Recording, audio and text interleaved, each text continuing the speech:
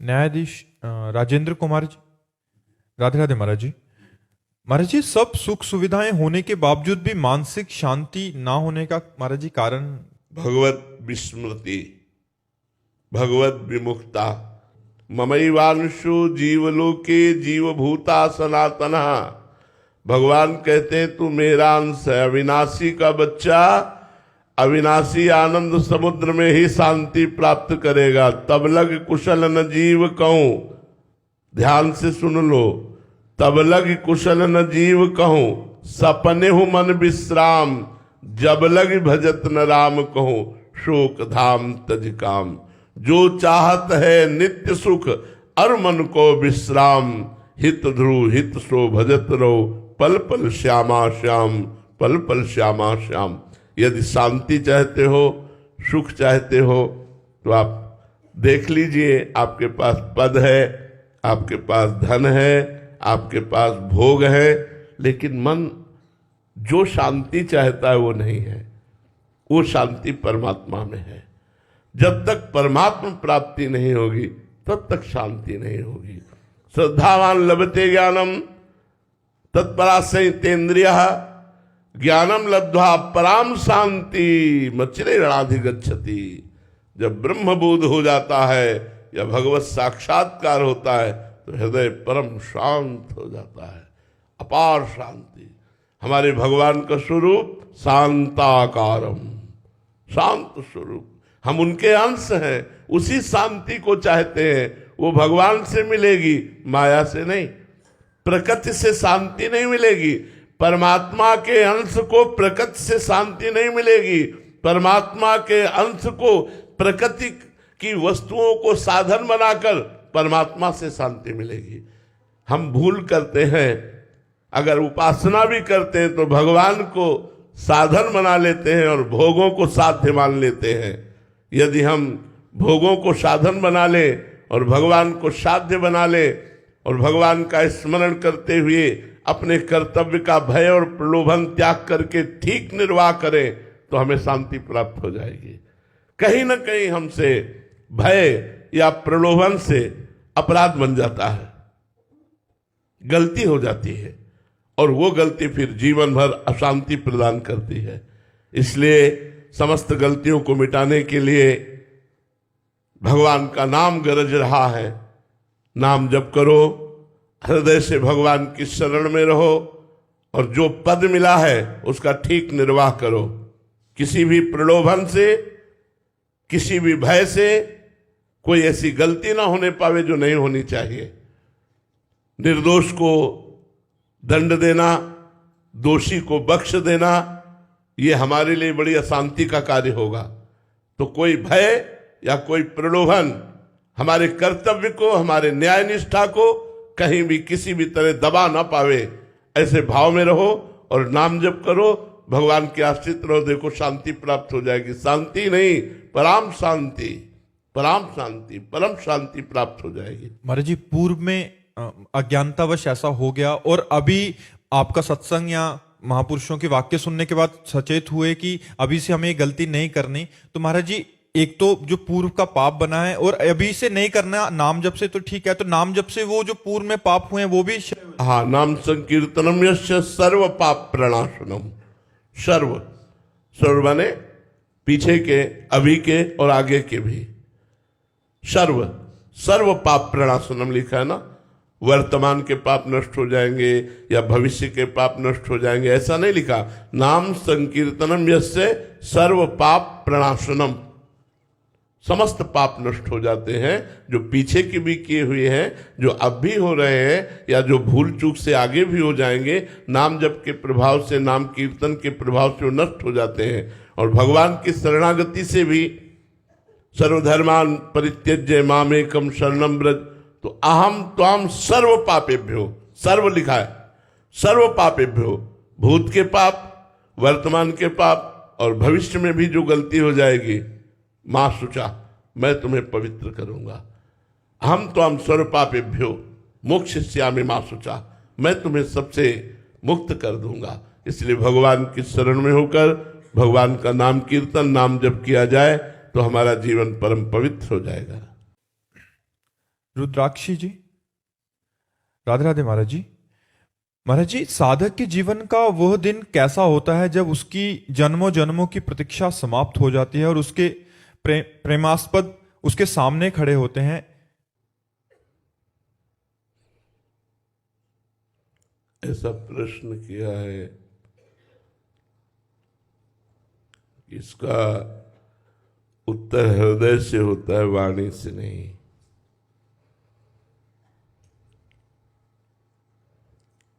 जब कोई भजन के प्रभाव से प्रभु से प्रेम कर पाता है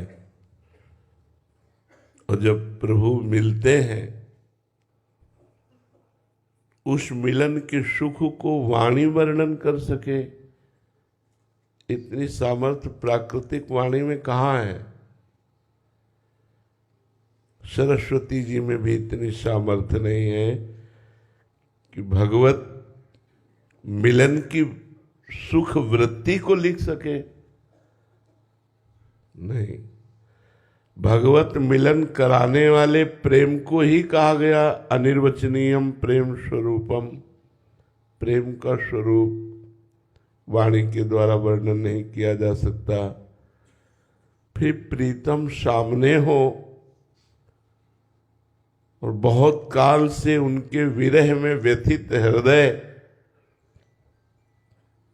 जो उनको देखता है तो हृदय में क्या होता है, ये वाणी की सामर्थ्य नहीं कि वर्णन कर सके।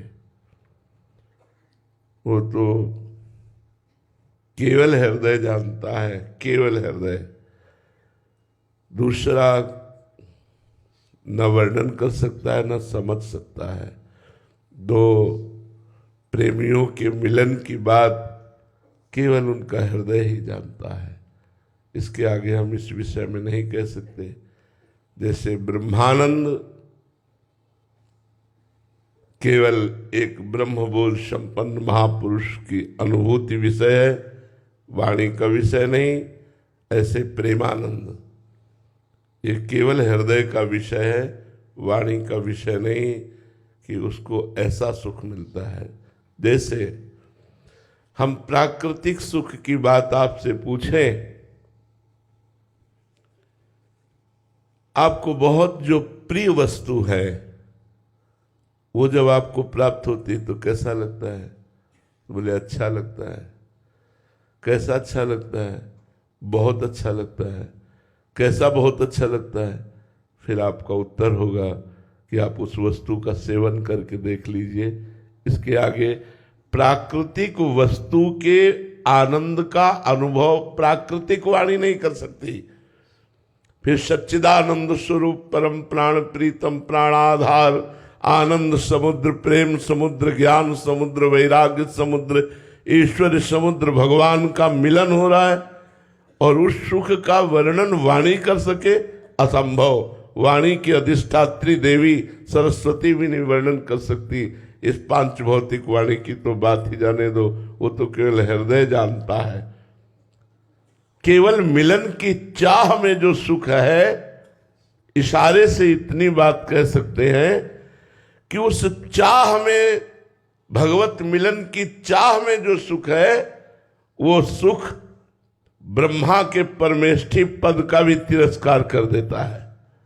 और तो और जाने दो, जिसे भगवत मिलन की चाह प्रकट हो गई तो ब्रह्मादि के भोग सब विषम लागत ताई, नारायण ब्रज चंद की लगन लगी ही जाए। न पारमेष्ठम न महेंद्रधिष्णम न सार्वभौमम न रसाधिपत्यम न योग सिद्धि अपनर्भवम न मोक्ष न योग की सिद्धि न ब्रह्मा का पद न सार्वभौम सम्राट पद न देवराज इंद्र का पद, कुछ नहीं।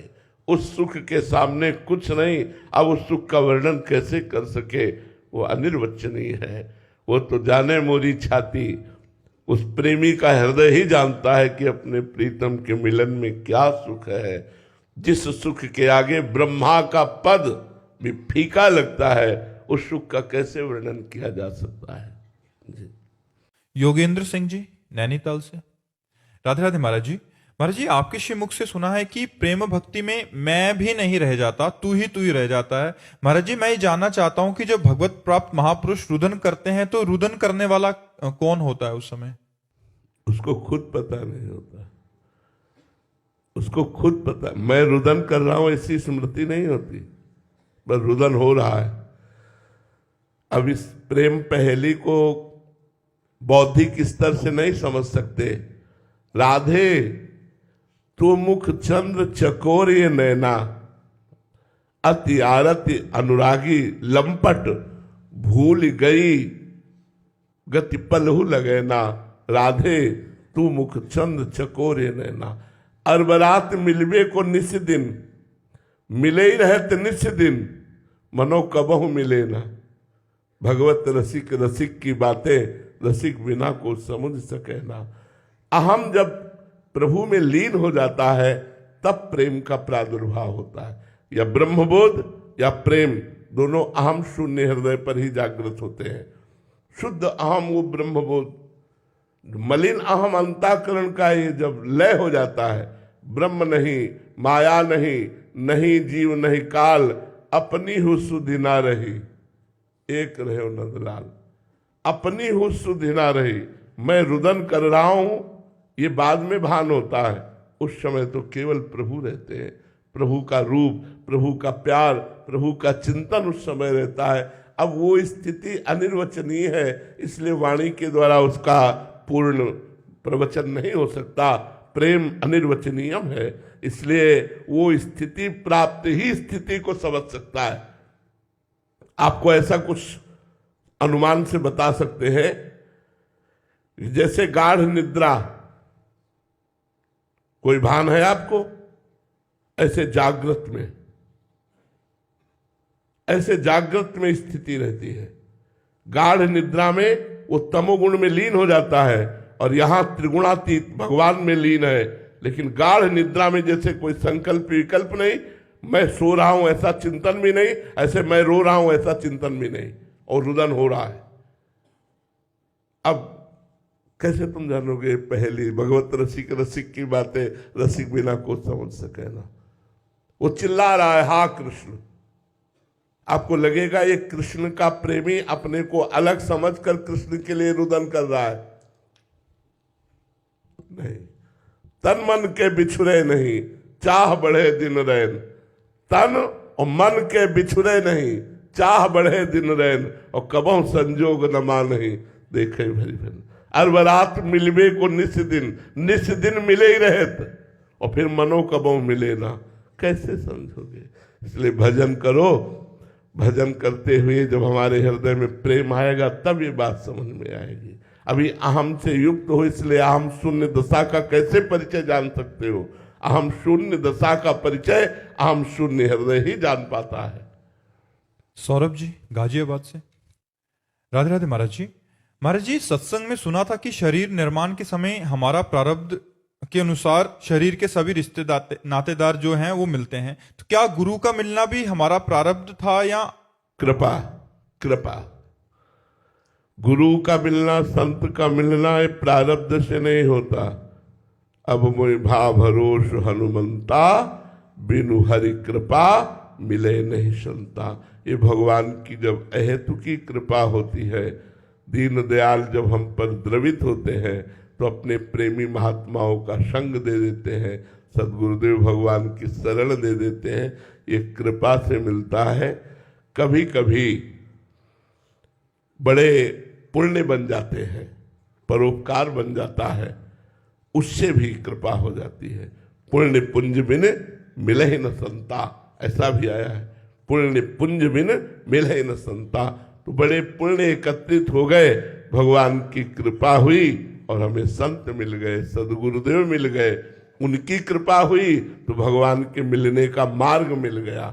भगवान के मिलने का हमें जो सतमार्ग है वो संत और सदगुरुदेव से मिलता है, और भगवान से हमें संत और सदगुरुदेव मिलते हैं। ऋषिराज मेहर जी ओडिशा से। राधे राधे महाराज जी।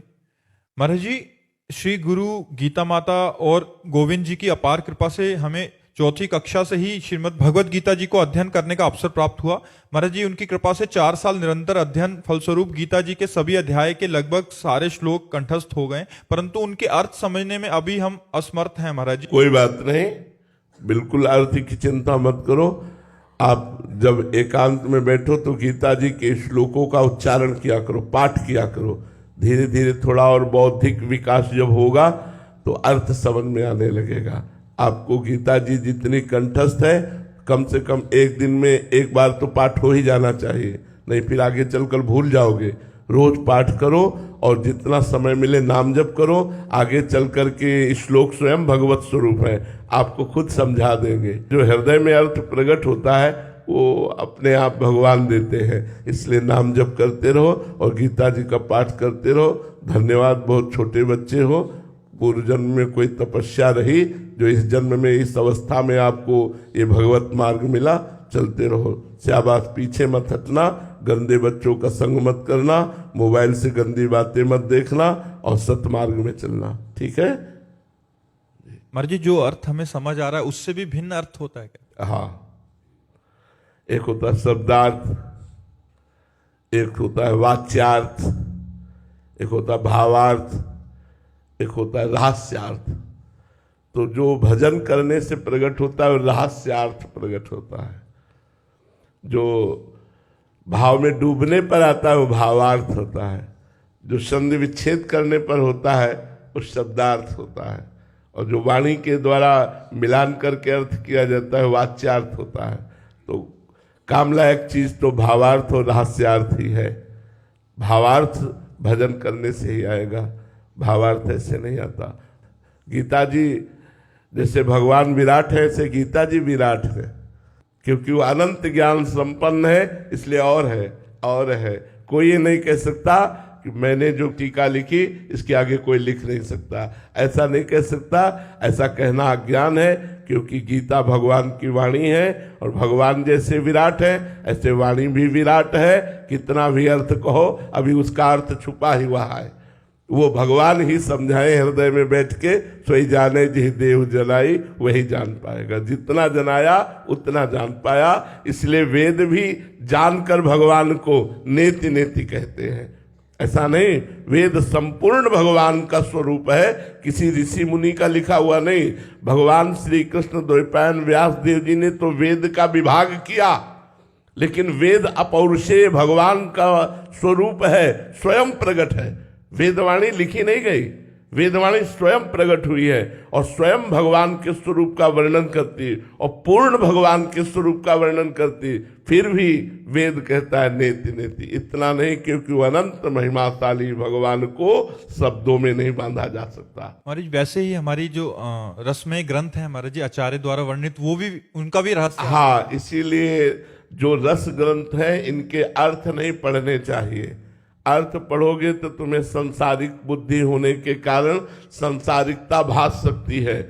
इनका जब आप स्थिति आएगी और जब इनका हृदय में भावार्थ प्रकट होगा तब आपको रोना आएगा। अभी तो संसारिकता नजर आ सकती है, जो प्रियालाल की केली है, विलास है। तो इसीलिए चतुरासी जी, केलीमाल जी, महावाणी जी इनके अर्थ को ना पढ़े। चतुरासी जी का गायन करे, सिद्ध मंत्र है। जब ये अपना प्रभाव दिखाएंगे, फिर अर्थ का जब संयोग होगा, तब जो आनंद की अनुभूति होगी वो अलग।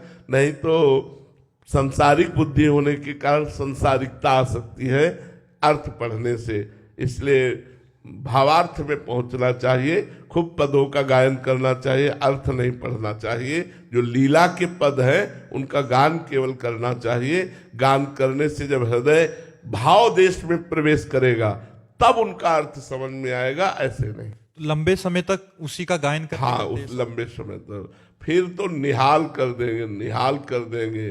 श्याम श्यामा प्रगट प्रगट अक्षर निकट प्रगट रस स्रवत अति मधुर बानी सो जुबानी रसिक नित्य निस दिन रटत कहत और सुनत रस रीति जानी ताहि तजी और गाउन कबहू कछु प्राण रमि रही हरिवंश बानी। जहाँ प्राण रमि रही हरिवंश में, वो आगे का विषय है। इसलिए हमें लगता है कि आप चतुरासी जी गायन करें। सुधा निधि के कुछ श्लोक ऐसे हैं जो सिद्धांत के अर्थ पढ़ लीजिए।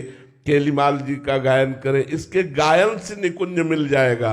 और निकुंज का रस रीति कहा तो और सुनत रस रीति जानी। अगर आप खूब गान करोगे, खूब सुनोगे, तो श्रवण सुनत प्रापक रति राधा पद अम्बुज सुकुमार। चतुरासी जी को अगर आप श्रवण करोगे तो बहुत जल्दी किशोरी जी के चरणों में प्रेम हो जाएगा। और प्रेम जब हो जाएगा तब इसका सही अर्थ समझ में आएगा। चतुरासी जी का ये प्रेम वाणी, चतुरासी जी को हितवाणी कहते हैं, मतलब प्रेम वाणी है ये। जब तक प्रेम नहीं आएगा तो शब्दार्थ से चतुरासी जी को नहीं समझ सकते। आओ विराज, आओ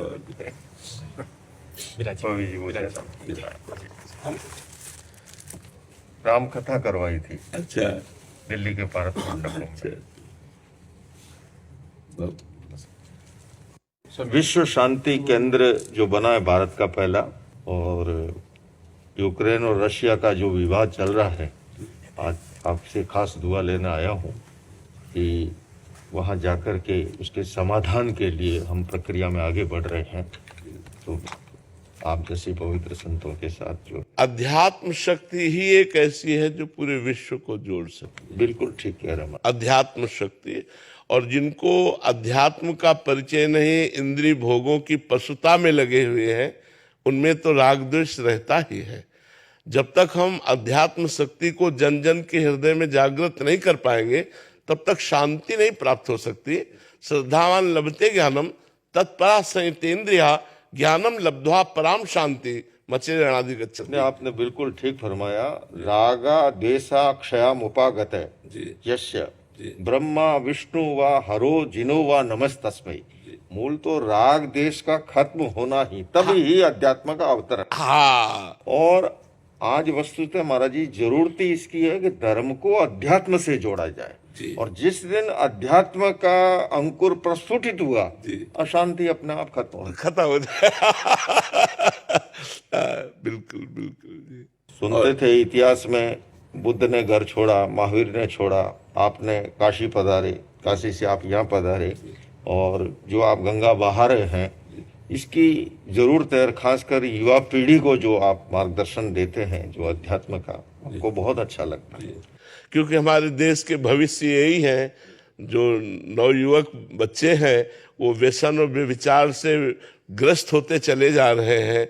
अगर ये न संभले तो हमारा भविष्य बड़ा गर्त में जाएगा। बिल्कुल आपका ठीक कहना है महाराज श्री। मैं कहता हूँ कि जो हमारे शरीर में स्पाइनल कॉर्ड है, मेरुदंड है, रीढ़ की हड्डी है, समाज में वो स्थान युवाओं का है। मेरुदंड अगर लड़खड़ा जाए पूरा शरीर डाउन हो गया। और हमारी युवा पीढ़ी जो है अगर वो पतन के रास्ते चली गई, तो इसलिए ये जो दिए और तूफान की लड़ाई है संस्कृति और अपसंस्कृति की, तो उसमें आपका जो मार्गदर्शन है वो महत्वपूर्ण है। और उसी की आज इस देश को जरूरत है, दुनिया को जरूरत है। आप संतों की कृपा से ही जो यथा किंचित बोल पाते हैं, जो जैसे बन पाता है, प्रयासरत है। आप मूल स्पर्शी बोलते हैं और ये बहुत बड़ी बात है। उसी की, उस तत्व की ही जरूरत है। जब मैंने लोगों को पता लगा कि एक जैन मुनि राम कथा का आयोजन कर रहा है, तो जो लोग नहीं जानते हैं उन्हें कुछ, अरे जैन मुनि ऐसा इतिहास में कभी नहीं हुआ। मैंने कहा राम जी का वो स्थान है जैन धर्म में जो आदिनाथ भगवान ऋषभ का है या महावीर का है, उनको भी मोक्षकामी माना। वो भी ब्रह्म है, परमात्मा है, ईश्वर है, भगवान है, कोई अंतर नहीं है। ये अंतर बाह्य है। देखो, हमें लगता है कि चाहे जो संप्रदाय हो या चाहे जो धर्म हो, जब ये बात समझ लेगा कि परमात्मा एक है, फिर तर्क या द्वेषात्मक भाव या किसी की अवहेलना, इन शब्दों का कोई स्थान नहीं रह जाता है। और जब तक एक का अनुभव नहीं होगा तब तक नानात्व में भ्रमित होने वाला न ज्ञानी है, न वो महात्मा है। महात्मा तो वही है जो वासुदेवा सर्वमिति, सब जगह एक ही परमात्मा को देखता है। आए तुले पयासु, आत्मवत एक दृष्टि से जो आपने कहा, यही प्राकृत का महावीर वाणी का आए तुले पयासु, अपने आत्मवत जो है सबको एक दृष्टि से देखे। बिल्कुल बिल्कुल। तो जो भी जितने भी बड़े महात्मा हुए हैं उनका अनुभव भी यही हुआ है। हाँ, उनका अनुभव ही हुआ। उन्होंने कभी पंथ संप्रदाय मजहब की बात ही नहीं। आप देखिए, हाँ, कषाय मुक्ति किल मुक्ति रहे। मुक्ति क्या है? बोले कषाय से क्रोध, मान, माया, लोभ, इससे मुक्त हो जाना मुक्ति। सोई उज्जूय भूयष्ट धम्मो शुद्ध सचिट्ठई। धर्म का पात्र कौन? जो रिजु है, पवित्र है, निर्मल है। 15 प्रकार के सिद्धत्व का वर्णन किया। तीर्थ सिद्ध, अतीर्थ सिद्ध, अन्य तीर्थ सिद्ध, स्वलिंग सिद्ध, गृहलिंग सिद्ध। उन्होंने कहा कि सिद्धत्व का संबंध न देश से है न वेद से है। हमारी भावधारा पवित्र हो, निर्मल हो, राग द्वेष मुक्ति हो, कषाय मुक्ति। तो धर्म का तो शुद्ध स्वरूप है महाराज। सिर्फ आप उसी को आगे बढ़ा रहे हैं। मैं बराबर देखता हूँ दूर बैठे भी ये आपके जो सिस्टम संसाधन से, तो बहुत अच्छा लगता है कि आज हमारी युवा पीढ़ी ये जो दिए और तूफान की लड़ाई है महाराज जी, संस्कृति और अपसंस्कृति की, है ना, उस बीच में अब ठीक है आप और हम रामकृष्ण तो नहीं है, वो सूर्य महासूर्य थे, पर एक दिया बन करके टिमटिमाना और उस दिए और तूफान की लड़ाई में दिए को नहीं बुझने देना, वो बड़ा महत्वपूर्ण काम कर रहे हो। तो आज हमारा बहुत ही हमको अच्छा लग रहा है कि, है ना, हमें भी बड़ा सुख मिला, आप कृपा करके दर्शन दिए आकर के, बड़ी कृपा है।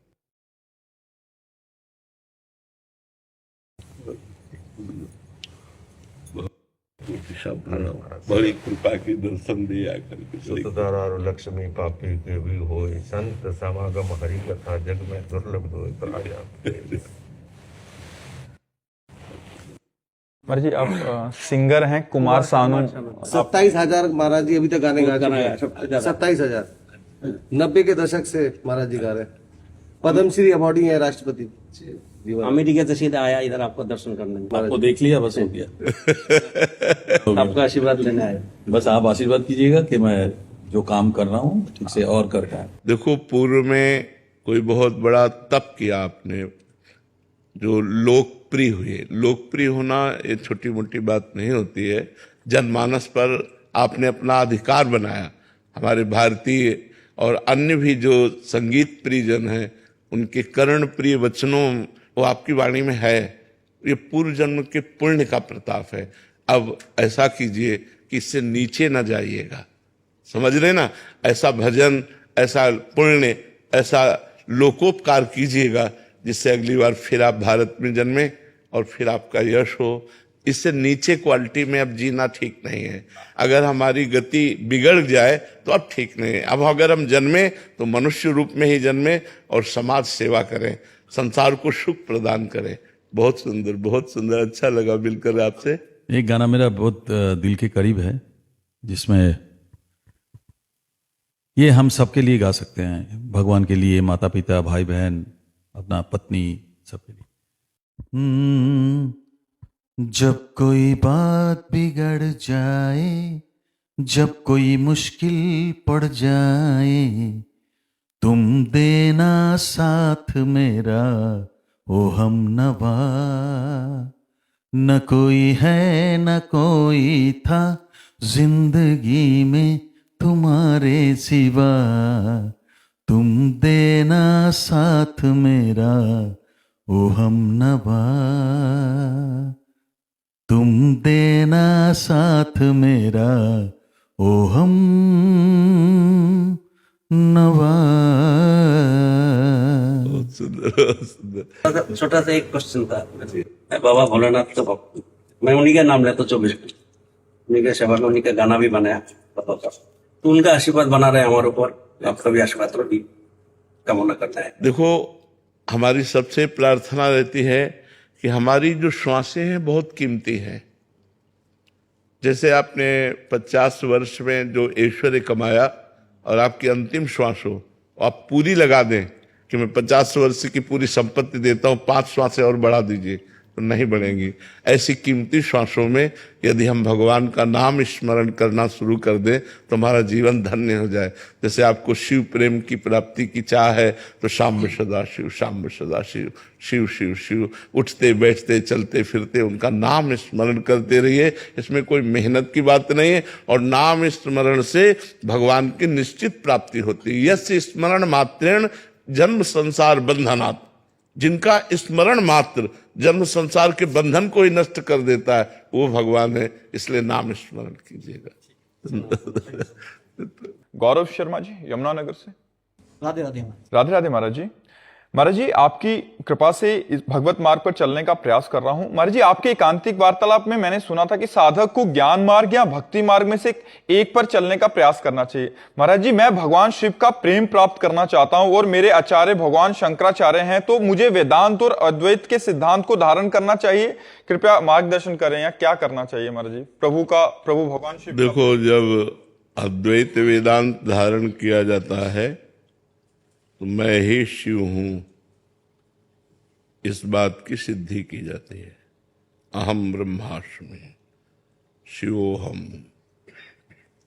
शिवोहम, मैं वही। तो फिर आत्म प्रेम होगा, ऐसे मान के कि भगवान शिव, मैं उनका प्रेमी दास, ये भक्ति से पूर्ण होगा। इसमें भक्ति प्रधान भाव रहेगा, क्योंकि भक्ति में भेद से अभेद है, और अभेद में ही स्थित ज्ञान है। तो प्रारंभ में यदि हम अभेद भाव लेते हैं, जैसे वेदांत दर्शन जो है वो अभेद दर्शन है। मैं भूल से अपने को देहाभिमानी जीव मान रहा था, ये मेरा भ्रम है। न मैं स्थूल शरीर हूँ, न सूक्ष्म शरीर हूँ, न कारण शरीर हूँ, न मन हूँ, न बुद्धि हूँ, न प्राण हूँ, मैं शिवोहम, मैं शिव। उसी के चिंतन में तन्मय। तो एक मार्ग भगवान शंकराचार्य जी ने वेदांत दर्शन के द्वारा अभेद स्थिति का, एकत्व स्थिति का वर्णन किया। तो आद्य गुरु भगवान शंकराचार्य जी का आश्रय लेकर वो भक्ति सिद्धांत से चले। भगवान शिव हमारे स्वामी, मैं उनका सेवक। तो स्वामी और सेवक भाव की सिद्धि भक्ति से होगी, ज्ञान से। भक्त को ज्ञान रहता है, पर वो गौड़ मुख्य रहता है भाव। तो प्रेम तो एक में होता नहीं, प्रेम दो में होता है, और प्रेम दो रहने देता नहीं, इसलिए अभेद हो जाता है। प्रेम गलियति सांकरी, तामे दो न समाए। बड़ा अद्भुत बात है कि एक में प्रेम होता नहीं, दो में होता है। और जब प्रेम हो जाता है तो दो रहने देता नहीं, एक कर देता है। प्रेम का स्वभाव है, वो एक कर देता है। तो प्रेम से एक हो जाता है, वो शिवमय हो गया। मन शिवमय, बुद्धि शिवमय, अहम शिवमय, चित्त शिवमय, वो शिवमय हो गया प्रेम में। और ज्ञान में मैं स्वयं शिव हूं। तो शिवोहम और दासोहम, दासोहम भक्ति की सिद्धि है, और शिवोहम वेदांत दर्शन की सिद्धि है। तो देखना पड़ेगा, प्रेम चाहते हो शिव प्रेम, तो फिर भक्ति सिद्धांत स्वीकार करना पड़ेगा। आत्मबोध और के बाद प्रेम नहीं आ सकता महाराज? नहीं, एक ही होगा। किससे करूं प्रेम? जब दूसरा कोई है नहीं तो किससे करूं? दूसरा कोई है नहीं तो प्रेम किससे करूं? महाराज जी, ये यम नियम, ये हमें प्रेम के लिए भी धारण करने चाहिए? यम नियम या ध्यान धारणा का यम? प्रेम में इनका विशेष महत्व नहीं है। प्रेम में सुमिरन का विशेष महत्व है।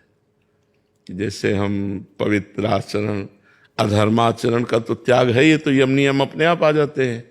अधर्माचरण का त्याग तो है ही है। तो जैसे झूठ ना बोलना, सत्य, आस्तेय, चोरी ना करना, अपरिग्रह, किसी से दान ना लेना, और ब्रह्मचर्य से रहना, ये तो सब अपने आप आ जाता है।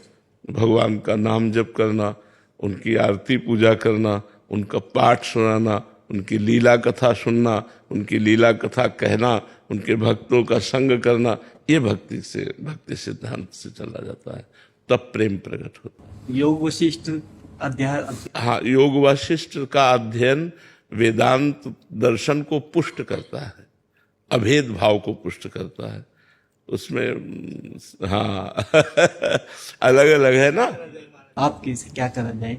भगवान शिव का प्रेम प्राप्त करने के लिए क्या किया जाए? भगवान शिव का नाम जप कीजिए, उनकी आराधना कीजिए, उनको सेवा में विराजमान कीजिए, उनकी दास्ता कीजिए, आरती पूजा भोग लगाना, प्रणाम दंडवत परिक्रमा करना उनकी, ऐसे भक्ति भाव से चलिए तो ज्ञान भी हो जाएगा।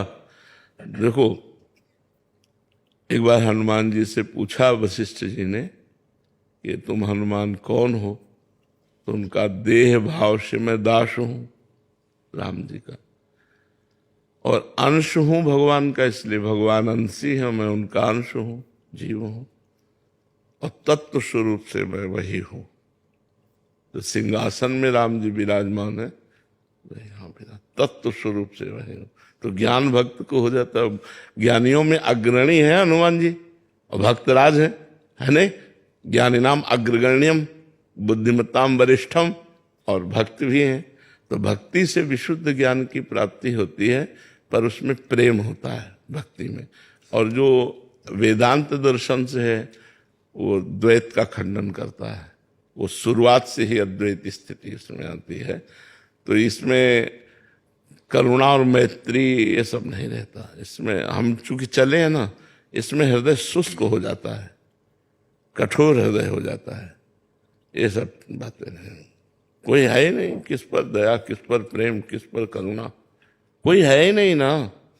एको ब्रह्म द्वितीयो नास्ति, और वो ब्रह्म अहम ब्रह्मास्मि। एको ब्रह्म द्वितीयो नास्ति, एक ब्रह्म के सिवा दूसरा कोई है नहीं, मैं स्वयं वही ब्रह्म हूं। अब किससे प्रेम करे, किससे करुणा करे? तो आचार्य अवहेलना तो नहीं होगी महाराज जी? नहीं, तो भगवान शंकराचार्य जी ने भी गंगा स्तोत्र, यमुना स्तोत्र, शिव स्तोत्र, श्री कृष्ण स्तोत्र गान किए कि नहीं? तो उसमें देखो ना कैसे दैन्य भाव से गान किए। तो ऐसे दैन्य भाव से शिव भक्ति करते हैं, और आचार्य भगवान शंकराचार्य जी हैं। श्री हरिवंश महाराज जी, श्री जी की कृपा से आपकी जीवन यात्रा को शब्दों में पिरोने का प्रयास किया है, आपकी अनुमति चाहता हूं।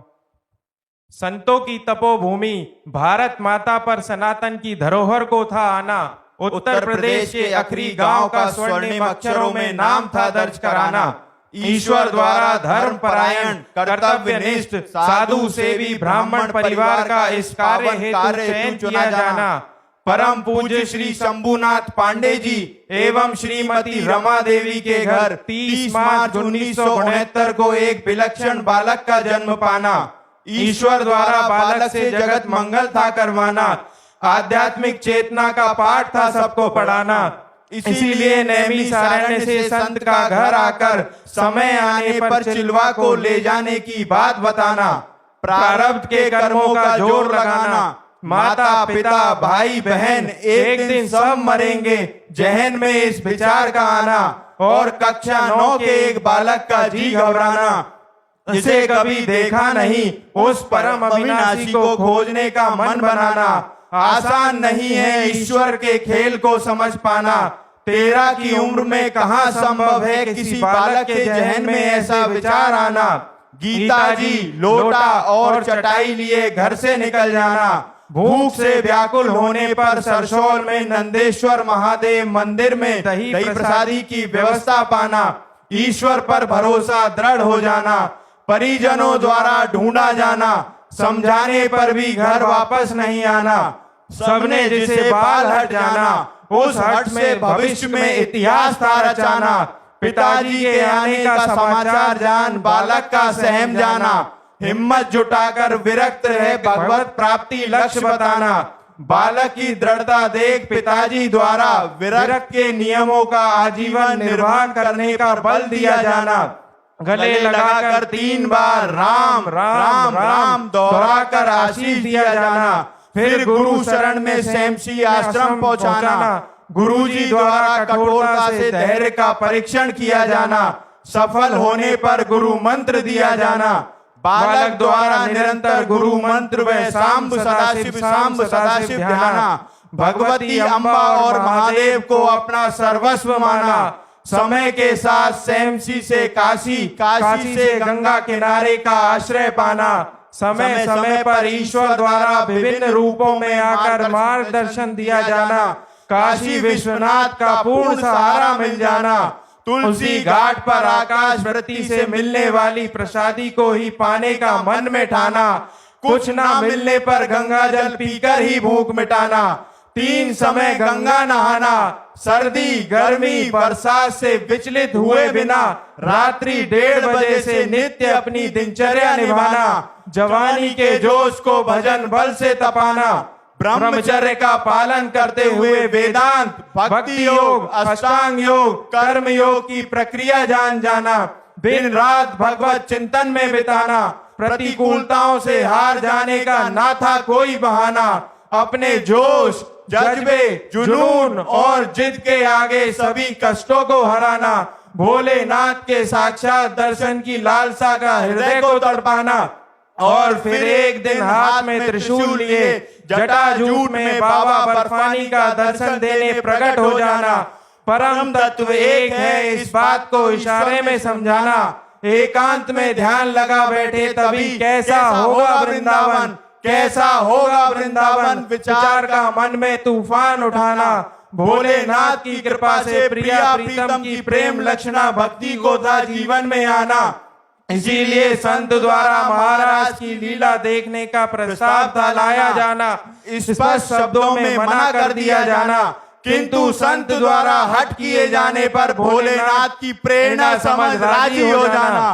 पूज्य भाई जी के विश्वविद्यालय में महाराज की लीला देख प्रेम भाव के बीज का हृदय में अंकुरन पाना और वृंदावन वास की दृढ़ लालसा का हृदय को तड़पाना, काशी विश्वनाथ द्वारा वृंदावन पहुंचाने की व्यवस्था कराना, एकादशी को वृंदावन की धरा पर आपके श्री चरणों का छप जाना, शुरू होता है जीवन का नया तराना, नित्य बिहारी जी के दर्शन पाना और वृंदावन की परिक्रमा लगाना, वृंदावन वास में कई कष्ट और परेशानियों का आना, शारीरिक अस्वस्थता द्वारा घेर लिया जाना, विभिन्न आश्रमों से किडनी फेल होने के कारण निकाल दिया जाना, अपमान और तिरस्कारों को सर माथे लगाना, श्री राधा वल्लभ लाल जी को अपना ठेकेदार माना, वृंदावन में रहने का नाता कोई ठिकाना, मदन मोहन के टीले पर किशोरी जी की मेहरबानी हो जाना,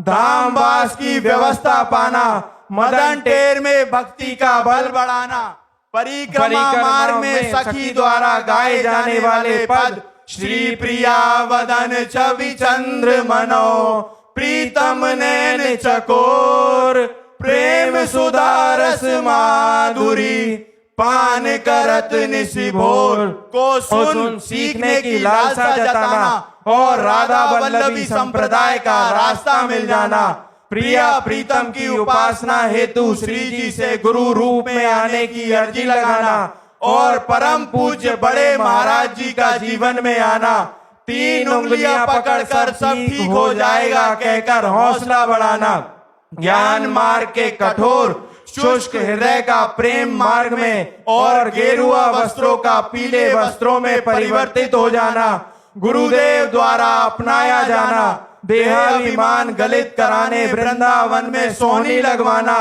पूर्ण कृपा पात्र बनाया जाना, जीवन की दशा व दिशा का बदल जाना, स्वप्न में गुरुदेव से ब्रज 84 का उल्लंघन न करने, ब्रजवासियों और ब्रजरज के प्रति श्रद्धा रखने का आदेश पाना, जिसे प्रत्यक्ष देखा जाता है निभाया जाना, श्री हरिवंश कृपा से प्रेम मार्ग की भक्ति को पहचाना, राधा नाम मिल जाना, किडनी फेल शरीर की स्थिति पर खुद को अयोग्य माना, पूर्ण शरणागत का भाव हृदय में आना, गुरु कृपा के बिना संभव नहीं है माया के पैतरों कंचन कीर्ति और कामिनी से बचकर भगवत प्राप्ति कर पाना, पूज्य गुरुदेव के चरणों में प्रबल निष्ठा से अंतःकरण में संपूर्ण आध्यात्म का प्रकाशित हो जाना, सहचरी भाव मिल जाना, हित धाम से स्वामिनी कुंज और फिर श्री राधा केली कुंज आना, जहां से श्री जी द्वारा सीधे निकुंज के लिए लिफ्ट लगाया जाना, एकमात्र गोविंद को अपना मित्र माना, एक भरोसो एक आस एक विश्वास का बल था जगत को बताना, इसी बल से 18 वर्षों से शारीरिक कष्टों और नित्य डायलिसिस की पीड़ा सहने पर भी चेहरे पर शिकन का न आना और पूर्व की भांति रात्रि 1:30 बजे से नियमित दिनचर्या निभाना, दहाड़ते हुए देखा जाना, अचरज में है सारा जमाना। राधा राधा ही सब ग्रंथों का सार है, राधा ही जीवन, राधा ही प्राणाधार है। इस बात का हृदय में बस जाना, रोम रोम का राधा राधा गाना। साधना का बल था जग को बताना, ब्रज की महारानी का स्वयं आपके शरीर में स्थित हो जाना, और जगत मंगल हेतु शरीर को यंत्रवत चलाना। जैसे आभूषण बनाने से पहले सोने को पड़ता है तपाना और पिघलाना, ठीक उसी प्रकार ईश्वर द्वारा साधक को विषम परिस्थितियों से गुजारा जाना और उस स्थिति तक पहुंचाना जहां संभव हुआ सब में परम तत्व को देख पाना। संपूर्ण व्यवस्थाओं को निभाने भगवत पार्षद रूपी सैकड़ों शिष्यों का आना, एक आवाज पर प्राण न्योछावर करने तत्पर देखा जाना, साधु संतों पर अश्रद्धा का दौर आना। ऐसे समय में आपकी वाणी के प्रिय वादन से सबके जहन में छा जाना, प्रिय वादिनी कहलाना और सभी का संतों पर भरोसा वापस आना। पिताजी द्वारा दिए गए आशीर्वाद, ऊसर में भी बैठोगे तो फूल बरसेंगे के फलीभूत होने का समय आना। एक झलक पाने लाखों लोगों को देखा जाना, ये सर्व विदित है। जब संभव हुआ तुलसीदास जी का राम जी से जुड़ जाना, तभी संभव हुआ तख्तो ताज का चरणों में झुक जाना। गुरु कृपा ही केवलम के प्रताप से चराचर जगत के संपूर्ण वैभव, यश, कीर्ति और समृद्धि का संभव हुआ है आपके श्री चरणों में बिछ जाना। जिस रास्ते से गुजर जाए वहां की हवा का भी राधा राधा हो जाना। जीवन की इस पावन यात्रा में प्रातः स्मरणीय परम पूज्य श्री उड़िया बाबा, पूज्य भाई जी एवं श्री हरिवंश महाप्रभु को अपना गाइड माना। असंभव है 13 से 56 की उम्र तक साधक के द्वारा हर पल किए संघर्षों व कष्टों का शब्दों में वर्णन कर पाना। एक बालक की भगवत प्राप्ति की जिससे शुरू हुई इस कहानी का पूरी दुनिया को भगवत प्राप्ति कराने के मिशन में बदल जाना, शायद इसे ही कहते हैं मनुष्य देह का उद्देश्य का सफल हो जाना। पूरी दुनिया में एक ही बिरला हुआ है जिसका संभव हुआ है। कानपुर के अनिरुद्ध कुमार पांडे से निकुंज वृंदावन के पूज्य श्री प्रेमानंद गोविंद शरण जी हो जाना, और बाबा मोजादम पर कृपा बरसाना। आपके रूप में साक्षात श्री जी नजर आना और नतमस्तक हो जाना, और नतमस्तक हो जाना। राधा वल्लभ श्री हरिवंश। आपने तो पूरी जीवन गाथा ही गा दी। आपकी कृपा से महाराज जी।